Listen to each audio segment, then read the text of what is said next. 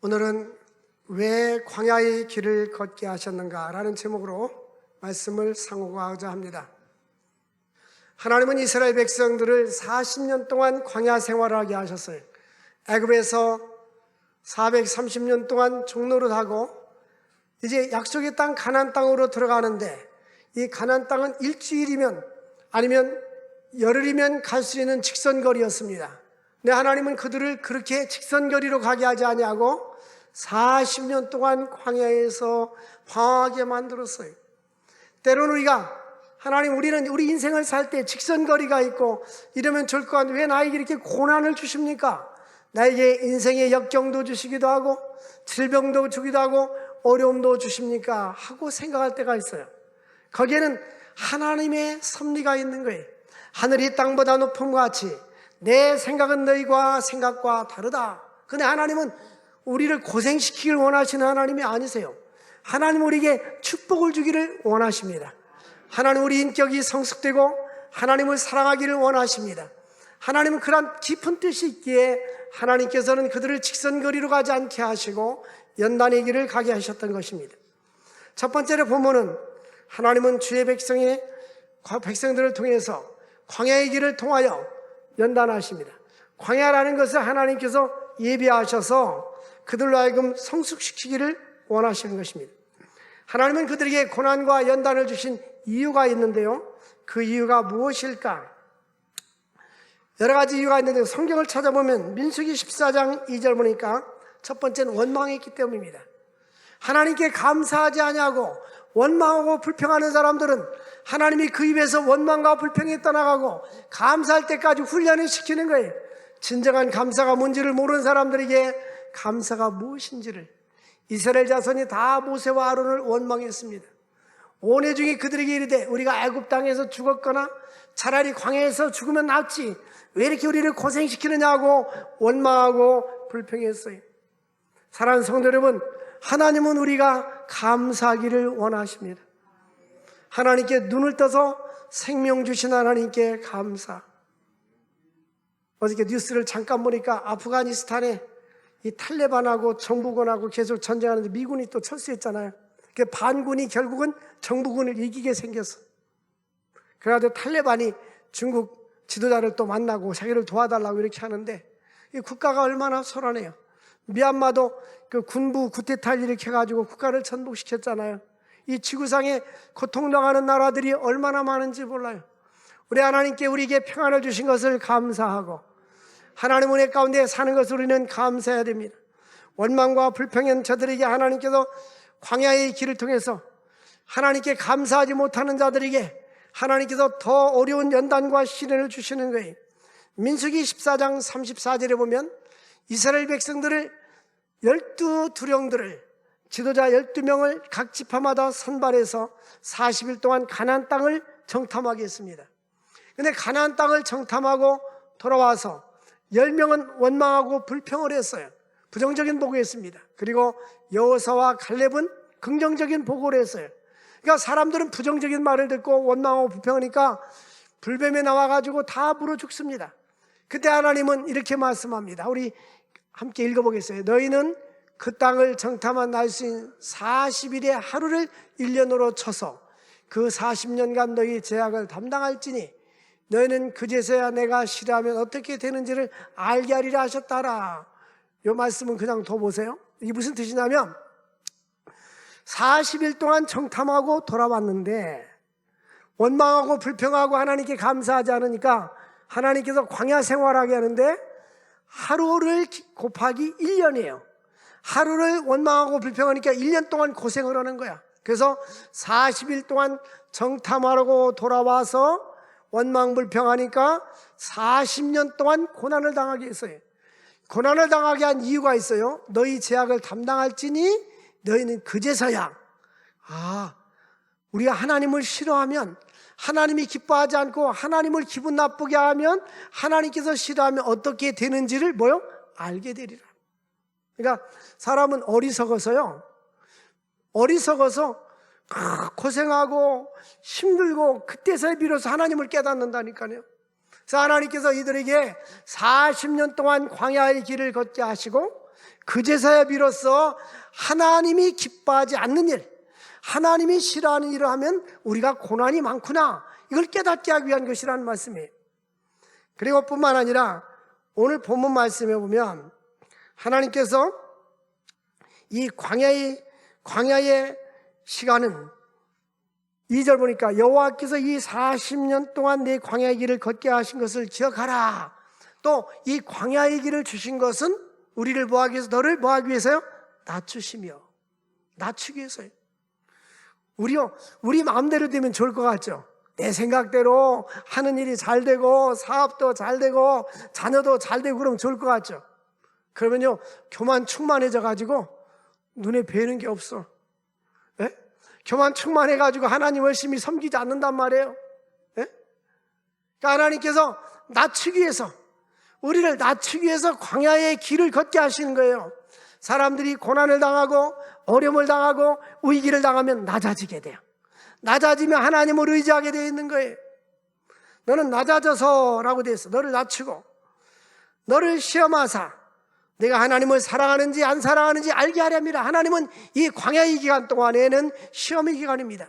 사람들이 위기를 만나고 고난을 당하면 그 사람의 신앙과 인격을 알 수 있어요. 신앙 있는 사람들은 어려움을 당할 때 납작 엎드리고 하나님께 기도합니다. 그리고 자신을 돌아봅니다. 그러니까 믿음이 없는 사람들은 하나님이 없다고 하고 하나님을 등지고 또 주변 사람들을 원망하고 불평하고 자기의 고난을 다른 사람의 탓으로 돌리기를 시작합니다. 그래서 하나님은 우리가 연단을 줄 때마다 낮아질 수 있기를 바랍니다. 베드로전서 5장 5절 보니까 하나님은 교만한 자를 물리치시고 겸손한 자에게 은혜를 주시느니라. 하나님은 이 안드레 머리에는 물이 닫은 곳으로 흐리듯이 하나님의 은혜는 겸손한 자에게 주어진다고 했어요. 네? 성경을 보면 교만한 자를 하나님이 다 물리쳤어요. 특별히 사울왕이 교만하니까 왕이 하나님을 버렸기 때문에 하나님도 왕을 버려 왕이 되지 못하게 하셨습니다 하고 사무엘이 그 사울왕을 책망하여 사울왕은 결국 하나님 말씀에 불순종하고 전쟁터에 나가서 죽게 됩니다.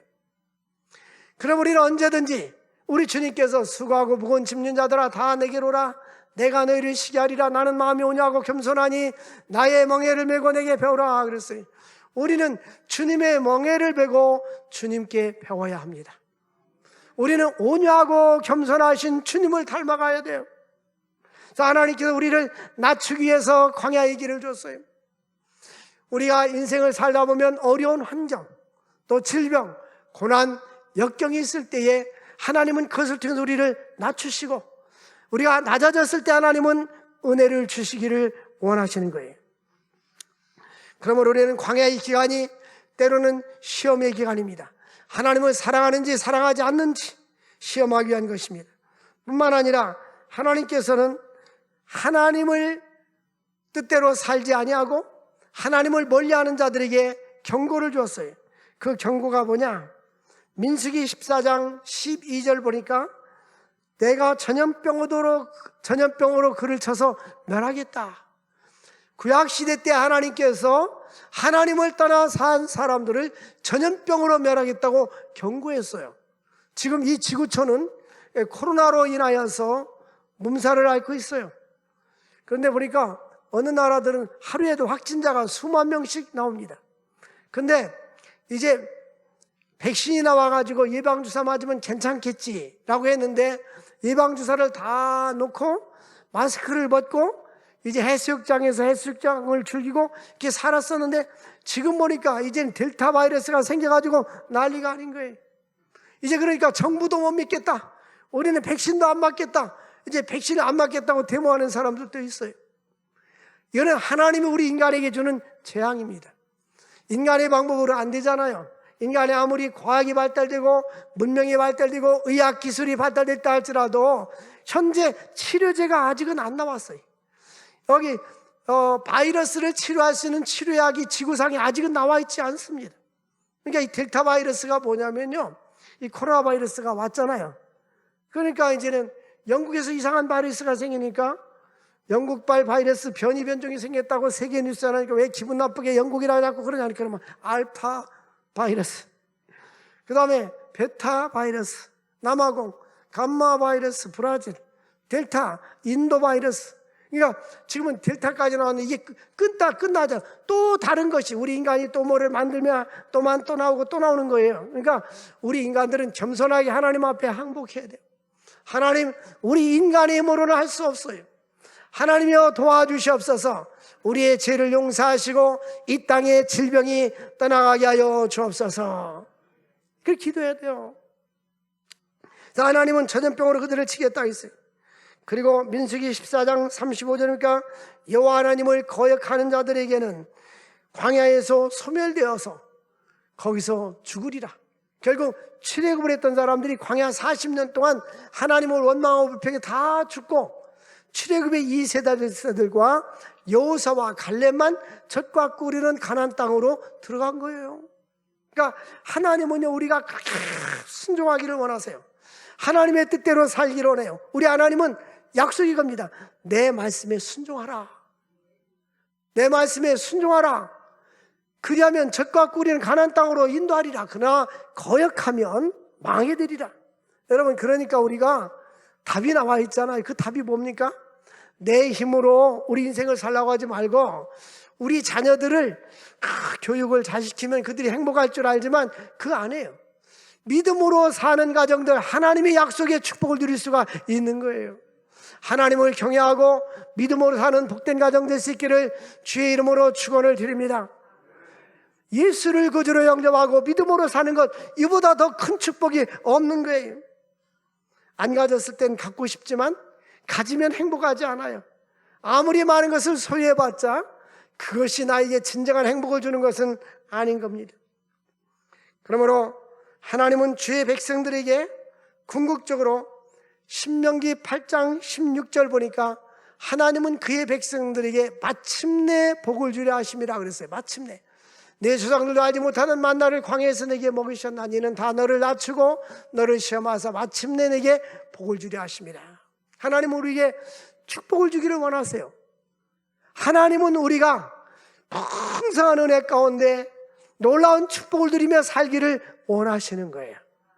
그러니까 여러분들이 하나님을 잘 섬기고 믿음으로 살고, 우리가 하는 것은 하나님을 잘 섬기고 믿음으로 살기만 하면 나머지는 하나님이 알아서 해주시는 거예요.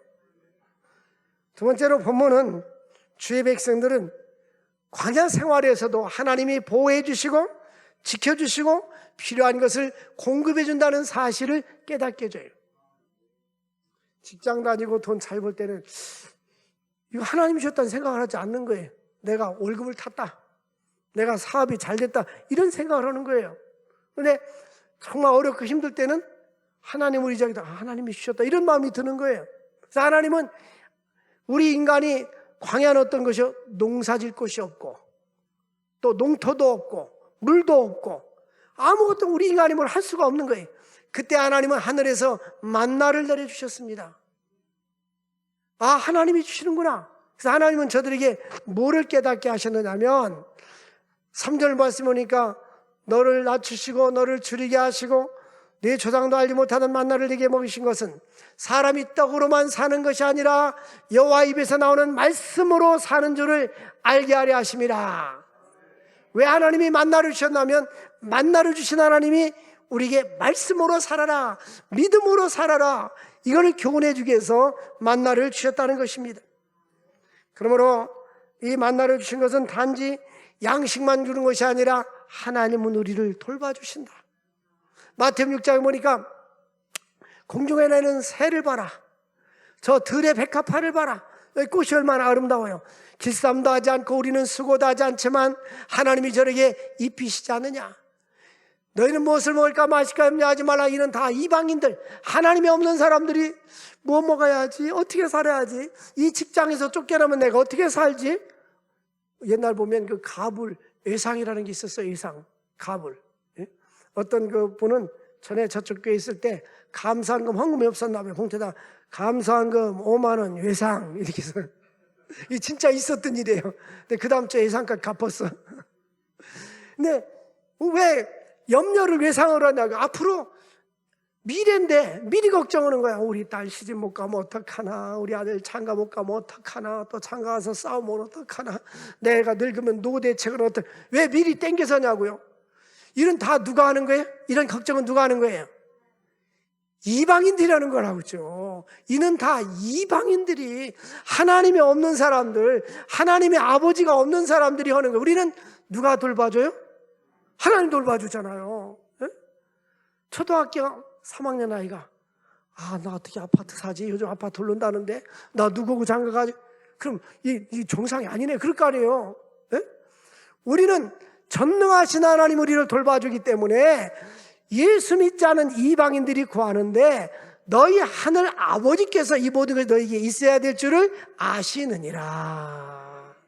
하나님이 다 우리 자녀가 뭐가 알고 계세요. 근데 전능하신 하나님이 알고만 계신 것이 아니라 하나님의 뜻대로 살면 알아서 주신다, 그 말씀이에요. 그러므로 너희는 내일 일을 염려하지 마라. 내일 일은 내일 염려할 것이요 한날의 괴로움은 그날에 족하니라. 너는 먼저 그 나라와 그 일을 구하라. 그리하면 이 모든 것을 너희에게 더하여 주시리라. 제가 중학교 다닐 때요, 우리 형님 친구가 고등학교 다녔는데, 형님이 고등학교 다녔는데 그 친구가 놀러 왔어요. 내일 우리 형님하고 그 사람하고 그런 얘기를 해요. 내일 우리 시험인데 오늘 공부해야 되잖아. 그러니까 그 사람이 뭐라고 말하냐면, 너 신앙도 없구나. 성경이 뭐라고 말했어? 내일 일은 내일 염려할 것이요 한날의 괴로움은 그날이 족하다고 하지 않으니? 그 대책 없이 공부도 않고 학교 다니더라고. 근데 나중에 목사 돼가지고 목회 잘하더라고요. 근데 보니까 우리는 미래를 준비하지 말라는 것이 아니라 염려하지 말라는 거예요. 네? 염려하지 말아라. 그래서 하나님께서 공급해 주신 하나님, 따라서 공급해 주신 하나님, 우리 하나님은 공급해 주는데 나의 필요한 것을 공급해 주세요. 내가 꼭 필요한 것은 하나님은 어떠한 손길을 통해서든지 하나님은 공급해 주셔요. 그러니까 하나님이 그 사람을 통해서 했지만 결국은 하나님이 사람의 마음도 움직이고 역사해 주시는 것입니다. 그러므로 우리에게 만나를 주신 하나님은 떡으로만 사는 것이 아니라 하나님의 위해서는 말씀으로 살아라.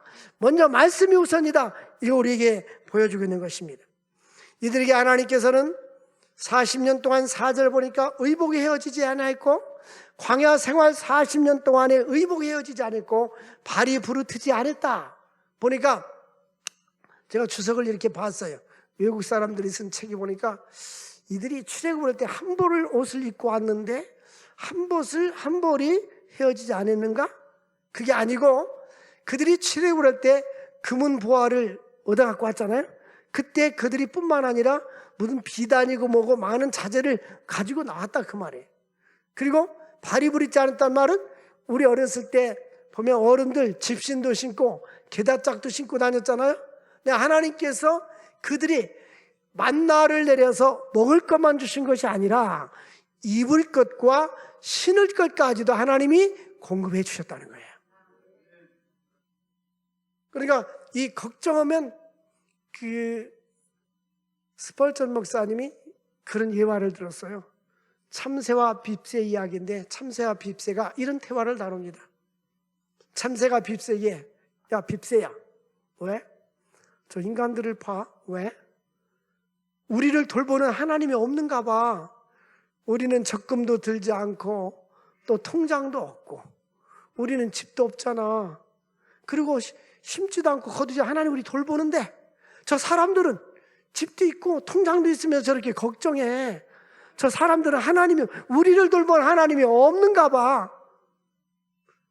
참새가고 빕새가 우리를 흉보고 있어요. 사랑하는 성도 여러분, 저 공중에 나는 새를 돌보는 하나님이 우리를 돌봐주는 것을 믿으시기를 바랍니다. 출애굽의 과정 속에서 하나님은 돌봐주신 하나님, 우리의 필요한 것을 공급해 주신 하나님. 우리나라 그 20대 청년들이, 우리나라가 자살을 OECD 국가 중에서 1등인데요. 청년들이 20대가 제일 많습니다. 10대, 20대, 30대에서 나눌 때 얘들이 왜냐하면 희망이 없고 소망이 없다는 거예요. 얘들이 희망이 없고 소망이 없는 것은 직장이 마음대로 안 되고 또 시집장가 가려니까 돈도 없고 집값이 비싸고 그렇다는 거예요. 정말 그렇습니까? 믿음이 없는 거죠. 그들의 소망을 거기에 두었기 때문이지, 하늘의 소망을 두고 살면 하나님이 필요한 것을 공급해 주시는 거예요. 예? 하나님이 함께 하시는데 무엇이, 예? 우리 인생을 살아가는데 하나님이 함께 하시면 여호와는 나의 목자시니 내게 부족함이 없으리로다. 우리 하나님은 푸른 초장으로 잔잔한 시냇가로 우리를 인도하기 때문에 하나님이 함께 한다면 두려워할 것이 없어요. 우리는 하나님이 없는 것이 문제예요. 이 젊은 세대에게 줘야 될 것은 금과 은은 없지만 내게 있는 것을 네게 주노니 나사렛 예수의 이름. 예수가 있으면 자살하지 않습니다. 믿음이 있으면 자살하지 않습니다. 소망이 없으니까 자살하는데 물질이 없어서 소망이 없는 겁니까? 아니죠. 진정한 소명은 영원한 하나님 나라예요. 이 세상은 무엇은 다 지나갑니다. 이 세상은 다 지나가고 언젠간 우리는 흙으로 돌아갈 때가 오는 거예요. 이 세상에 보이는 것은 소망이 아닌 거예요. 진정한 소망은 영원한 하나님 나라인 걸 믿으시기를 바랍니다. 지금 우리에게 필요한 것은 예수요. 젊은이들에게 필요한 것이 예수요. 예수 생명이 있어야 행복하고 소망이 있고 비전이 있는 것이지, 예수가 없기 때문에 소망이 없고 비전이 없는 거예요. 그러므로 오늘 말씀 보면 하나님 우리에게 공급해 주시고 5절 보니까 너는 사람이 그 아들을 징계함과 같이 네 하나님 여호와께서 징계하시는 줄을 마음에 생각하라. 5절에 있어요. 여기 징계라는 말이 뭐냐면, 우리는 해차리를 들고 때리는 것이 징계라고 생각하는데 히브리어 원문에 보니까 야사르라고 되어 있는데, 야사르란 말은 교육하다, 훈계하다, 고치다 그 뜻입니다. 하나님께서 이 징계하다, 이 야사르는 우리를 하나님이 교육하고 훈련시켜 주시고 고치는 거예요. 이 광야의 생활은 이스라엘 백성들을 교육하고 훈련시키고 고치는 기간이었어요. 마찬가지로 내 인생에 외로움과 고난과 역경과 힘든 일이 생길 때, 하나님은 우리가 광야의 길을 통과할 때에 하나님은 나를 교육하고 훈련시키고 우리를 고쳐줘서 하나님을 사랑하게 만들고 믿음 없는 자들을 믿음 있는 자로, 하나님을 사랑하지 않는 자들을 하나님을 사랑하게 만들고, 하나님을 멀리하는 자들 하나님을 가까이 하게 만들어서 하나님의 사람으로 성숙시켜서 그들로 마침에 젖과 꿀을 흐르는 약속의 땅 가나안 땅에 이르게 할 줄로 믿습니다. 그러므로 하나님께서는 그의 백성들을 교육시키기 위한 방법으로 교과목 중에 하나가 바로 광야 생활입니다. 광야 생활을 통과해서 하나님을 더욱더 사랑하게 만드는 거예요. 어떤 부모가 자녀를 양육할 때, 유치원 다닐 때, 초등학교 다닐 때 가방을 들어주고, 비 오면 우산을 쓰고, 거룩 끝나는 거예요. 중학교 갈 때도, 고등학교 갈 때도, 대학교 갈 때도 계속 그렇게 해줬다고 가정해 봅시다. 그러면 이 아이는 나약해져요. 의존적이에요. 거친 세파에 시달릴 때 차고 나갈 힘이 없어요. 가만히 생각하니까 저희들은 초등학교 다닐 때 가방 들고 그냥 형님들 따라서 이렇게 학교까지 걸어 다녔던 것 같아요. 우리 옛날에 기억해 보면 초등학교 1학년 때도. 지금은 초등학교 6학년 때까지 부모들이 데리러 다니잖아요. 굉장히 유약해졌어요. 아이들이 많이 물론 지금은 차 때문에 교통도 위험하지만 어쨌든 이 보호 속에서 살던 사람들은 굉장히 나약합니다. 근데 강인하게 자란 사람들은 강한데, 하나님께서는 우리를 훈련시키기 위해서 광야로 불러보죠. 이 광야 생활한 사람들은 거친 세파가 몰아닥친다 할지라도 이겨나갈 힘이 있는 거예요. 여러분, 우리가 인생을 살아가면서 광야 생활하고 고난과 어려움이 닥쳐올 때에 그 순간은 힘들지만 딱 졸업장을 받고 나면요, 얼마나 빛나는 졸업장인지 몰라요. 그 빛나는 영광스러운 졸업장은 아무나 감당하지 못해요. 어떤 위기도 고난도 닥쳐온다 할지라도 두려우지 않아요. 환난이 오고 핍박이 와도 나 주만 위에 내가 살리라. 그러니까 제가 가끔 이렇게 친구, 선배, 후배 이렇게 전화를 해봐요. 목사님들이니까 A 스타일은 어떤 경우도 하나님 앞에 예배를 드린다. A 스타일이 있고, B 스타일은 대충, C 스타일은 교회 앞에다 문을 닫고 코로나 방역 지침에서 우리는 당분간 2주간 방학합니다. 제가 자전거 타고 이렇게 오다 보니까 어떤 조그만 교회도 거기다 뭐라고 써놨더라고요. 여러분, 뭐가 두렵습니까? 천만인이 나를 둘러진친다 할지라도 내가 해를 두려워하지 않을 것은 주께서 나와 함께 하심이라. 예? 하나님이 함께, 우리의 가장 큰 재산이 믿음이요, 믿음. 이 믿음 가지고 우리가 살아야 되는 거예요. 예? 오늘 말씀 우리가 기억하면서 하나님은 그의 백성들을 연단시키고 훈련시켜서 마침내 젖과 꿀이는 곳으로 인도하기를 원하십니다. 세 번째로 하나님은 하나님 백성들이 순종하고 광야를 통과할 때에 마침내 그들에게는 약속의 땅을, 가나안 땅을 주기로 약속했습니다. 이 가나안 땅이 어떤 땅이냐 보니까 7절부터 쭉 나왔어요. 그것은 여호와께서 아름다운 땅에 이르게 하시나니 그것은 골짜기든지 산지든지 시내와 분천과 샘이 이르고, 우리 인간이 살려면요 물이 있어야 됩니다. 강이 있어야 되고 시냇물이 있어야 되는데, 그 이집트에 가보면 그 나일 강경, 우리는 이집트에서 그 국내선을 타고 나일 강경을 쭉 따라서 룩소라는 곳에 가봤어요. 그런데 이집트의 어떤 집들은요 지붕이 없어요. 지붕이 없는 집이 어디 있어요? 지붕이 없다니까요. 왜 지붕이 없냐? 비가 안 오니까 지붕이 필요 없는 거야. 더우니까. 근데 전부 다 인구의 한 80~90%가 나일강 주변에서 사는 거야. 옆에서. 나머지는 사막지대니까 거기서 물을 공급받는 거예요. 그러니까 우리 인생이 살면서 중요한 것이 바로 물입니다. 물. 근데 하나님께서 젖과 꿀은 가나안 땅은 산골짜기에도 물, 또 산지에도 시내와 물이 흐르고 분천이 뭐냐면 밑 샘이 솟아오르는 것을 얘기해요. 하나님께서 젖과 꿀이 흐르는 땅으로 우리를 인도하셔서 산지든지 아니면 골짜기든지 하나님은 샘물을 주겠다고 약속해 주셨어요.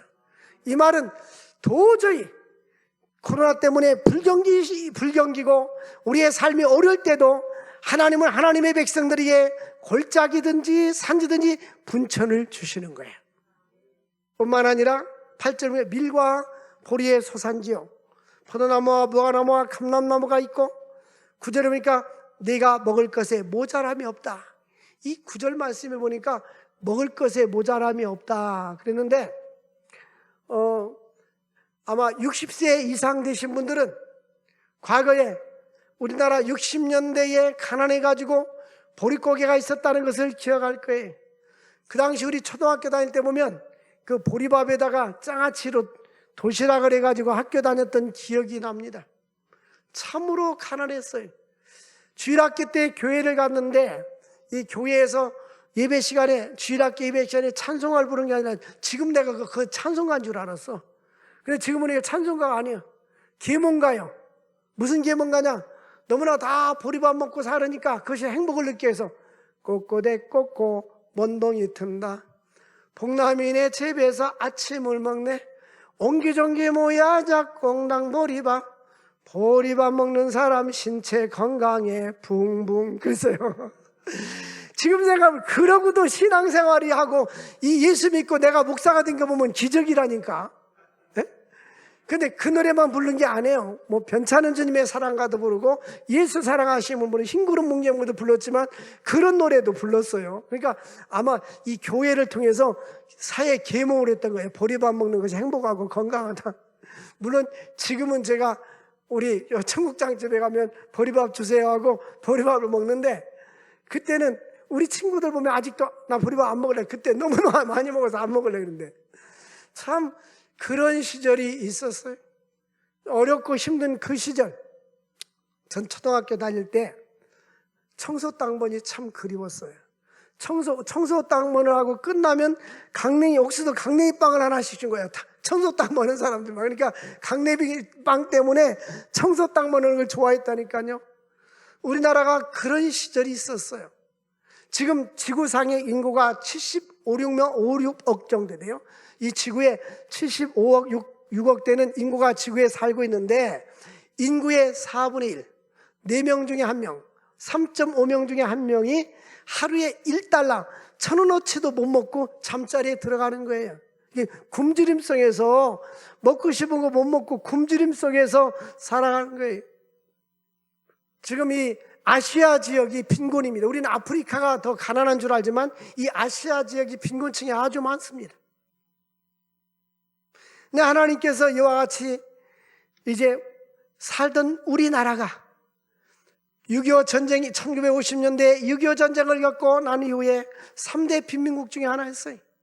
우리 아까 기도했던 분들대로 이제 우리가 6.25 일제시대 때에 식민지 36년 동안 식민지하다가 해방됐잖아요. 얼마나 일제시대 때도 가난하고 힘들었습니까? 저는 그런 경험 안 해봤지만 나이 드신 분한테 물어봤더니 소나무 껍질을 몇 개 먹었다 해서 소나무 껍질을 어떻게 먹나? 그래서 물어봤어요. 근데 이제 연세 드신 분한테 물어봤더니 소나무 껍질을 이렇게 꺾어가지고 그 안쪽을 이렇게 벗겨내면 보들보들한 하얀 부분이 있잖아요. 이거를 양잿물에다가 그 쓴 거를 빼내는 거예요. 양잿물로 다 빼내고 나서 그거를 요리해서 먹었다는 거예요. 예? 우리나라 조상들이 제가 개봉동에 있을 때 나이 드신 분 보니까 그거 먹고 사신 분들이 많이 있었어요. 그런데 우리 조상들이 그 과거에 이와 같이 힘들었었어요. 근데 하나님이 이와 같이 우리에게 축복을 줬는데 9절 보니까 내가 먹을 것에 뭐가 없어요? 모자람이 없고 먹을 것에 모자람이 없고 이제는 이것은 그 후시대에 지금 우리에게 과거에 우리 조상들이 이렇게 굶주림을 살았는데 먹을 것이 모자람이 없고 내게 아무 부족함이 없는 땅, 그 땅에 돌들은 철이요 산에서는 동을 캘 것이다. 참 옛날에는 가난했었잖아요. 근데 지금 60세 넘은 분들은 빈곤을 겪고 가난을 겪고 지금 풍요로움을 지금 경험하고 있는 거예요. 지금 태어난 아이들은 지금 자란 아이들은 눈 뜨니까 이런 세상인 줄 알지만 우리나라 너무나 가난했어요. 경부고속도로도 없었잖아요. 그래서 사우디아라비아 가서 돈 벌어오고 월남전쟁에 가서 돈 벌어오고 저 독일의 광부들 또 간호사들 파상해 가가지고 이 차관을 빌려다가 경부고속도로를 깔지 않았어요. 우리는 하나님의 은혜를 많이 입은 나라가 대한민국이에요. 저 북한 보세요. 얼마나 가난한지. 그런데 우리는 그 은혜를 모르고 있어요. 지금 우리 한국에 정치하는 사람들 하나님 은혜를 모르고 있어요. 이 이승만 대통령이 미국에 갔다 와가지고 기독교인이잖아요. 그분이 신앙의 기초 위에 바탕 위에 이 나라를 세우고 처음에 장관들이 기독교인이었어요. 3.1 운동할 때에 기미독립선언문을 작성한 사람들 기독교인이 많아요. 네? 그리고 그때는 나라가 연약하고 힘이 없으니까 조직이 교회 조직, 전국 교회 조직을 중심으로 교회를 중심으로 물론 천도교도 있었고 불교도 한두 명 있었지만 이 기독교가 중심이 돼가지고 나라를 살리는데 앞장섰던 거예요.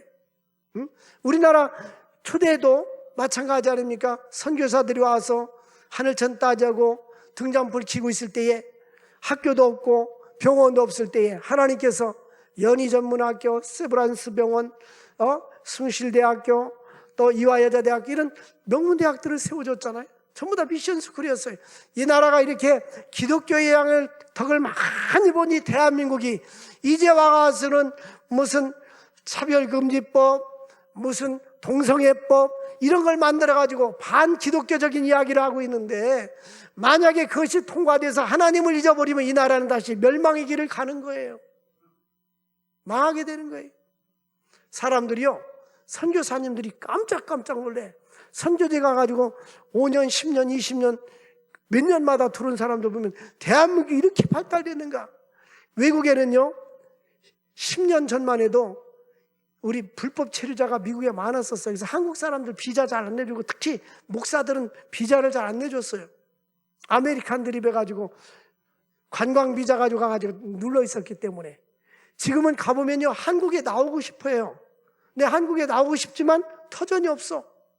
제가 미국에 와서 요즘은 미국 잘 안 가지만 옛날에 미국 가서 부흥회 하면 한인교회 가면 상담합니다. 목사님, 한교회 나가고 싶은데 나갈 수가 없어요. 한교회 다시 집도 사야지, 터전도 마련해야 되지. 미국에 가면은 우리는 행복한 줄 알지만 일부에 행복한 사람도 있지만요, 인종차별이 많습니다. 인종차별이 많아요. 특히 아시아, 요즘은 아시아계 사람들 왜 싫어하냐면 중국에서 바이러스 퍼쳤다 해가지고 아시아 사람들은 다 싫어하고 테러하고 그러고 있잖아요. 우리는 하나님 은혜에 감사해야 돼. 똑같은 한반도지만 하나님 없는 저 노스코리아, 북한은 얼마나 힘들게 삽니까? 먹을 양식이 없어요. 지금요, 굴량미를 먹고 있어요. 근데 우리는 하나님이 이렇게 은혜를 주셨어요. 모자람이 없게 주셨음을 10절에 보니까 왜 하나님이 너에게 배부르고 모자람이 없게 주셨느냐, 여호와께서 돌을 내게 주셨으므로 말미암아 그를 찬송하라. 이 말은 뭡니까? 배부르게 먹었을 때 하나님을 잊어버리지 말고 하나님을 예배하라는 거예요. 하나님께 감사하라는 거예요. 하나님께 가까이 가라는 거예요. 우리 미얀마 선교사님 아들, 딸이 여기 와 있는데, 과거에는 미얀마 우리나라보다 잘 살았어요. 그 곡창지대요. 미얀마가 우리나라 쌀을 줬다니까는요. 전두환 씨가 미얀마에 갔을 때 그때 테러에 의해서 장군들이 많이 죽었어요. 80년대. 근데 하나님이 이 아시아에서 가난했던 이 나라가 이 아시아에, 일본과 한국이 아시아의 선진국이 된 거예요. 세계의 선진국의 대열에 들어갔잖아요. 우리 어렸을 때만 해도 소니만 해도 얼마나 좋아했어요. 소니, 갖고 싶은 소니. 근데 삼성이 지금 소니를 추월했어요. 이제 하나님께서 우리에게 이렇게 말씀합니다. 11절에 보니까 내 하나님 여호와를 잊어버리지 않도록 삼가라. 배불러지고 잘 먹고 잘 살 때에 여호와 하나님을 잊어버리지 않도록 해라. 여러분, 부자 되었다고 교만하지 말고, 물질이 재물이 늘었다고 교만하지 말고 하나님을 경외하는 우리 모두가 될 수 있기를 주의 이름으로 축원을 드립니다. 제가 대학원 다닐 때에, 일반 대학원 다닐 때에 그 교수님 한 분이 성가대를 늘 했었어요. 성가대. 그분은 목사님이고 교수지만은 목회를 하지 않으니까 이제 그 성가대를 하면서 무슨 이야기를 하냐면, 가끔 장로님이나 권사님이나 집사님들이 성가대원들을 초청해서 이 국수 같은 거 삶아주고 그러면 너무 좋다는 거예요. 그러니까 국수 자체가 중요한 게 아니라 이렇게 자기들을 생각해주고 섬겨주는 게 고맙다는 거예요. 우리 한번 옆 사람하고 인사하면 섬기면서 합시다. 시작. 그 마음들이 아름다운 거예요. 배부르게 사는 것으로 감사하지 말고, 이제는 하나님께서 우리나라 축복해 줬잖아요. 우리나라가 이게 축복받은 것이 세계 각 나라에 각지에 한국 선교사가 없는 데가 없어요. 예? 우리나라는 선교 강국인데 이 보이지 않게 1년에 4조 원 이상이 선교비로 나간다는 거예요. 하나님이 이 나라를 복주시지 않겠어요? 인구 비례에서 전 세계적으로 선교사를 두 번째로 많이 파송했는데 미국 다음으로. 근데 인구 비례하면 한국이 1등이에요. 하나님께서 이와 같이 선교하는 나라, 열방의 제장 나라가 됐으니 하나님이 축복 주시지 않겠습니까? 예? 우리는 하나님이 기뻐하는 일을 해야 돼요.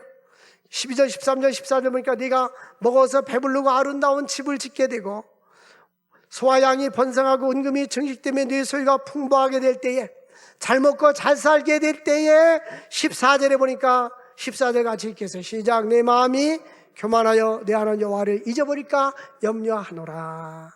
하나님은 걱정이 없어요. 염려가 없어요. 우리가 가난하면 물질 주시고 병들었을 때 고쳐주면 되는데, 부해졌을 때 마음이 하나님께로부터 떠날까 봐 염려가 된다는 거예요. 하나님을 떠나지 않도록 조심할 수 있기를 바랍니다.